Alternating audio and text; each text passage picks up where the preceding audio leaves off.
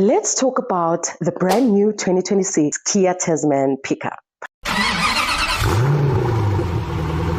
Kia's bold step into the pickup world, they didn't come to play. First of all, the design.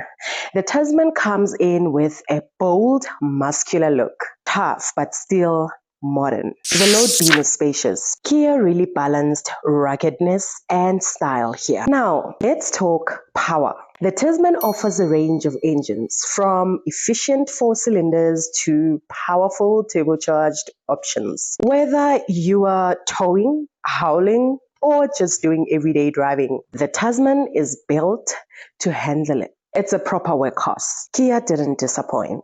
You get responsive steering and selectable drive modes, so the buggy adapts to the road, the weather, and the load you are carrying. Inside, its comfort meets practicality, a clean layout, and a modern infotainment system with navigation and smartphone connectivity. You also get climate control. Safety is also a big win. Multiple airbags and advanced driver aids like lane keeping assist, adaptive cruise control, blind spot monitoring, forward collision warning, strong towing capacity, solid payload ability, business or leisure. It adapts quickly.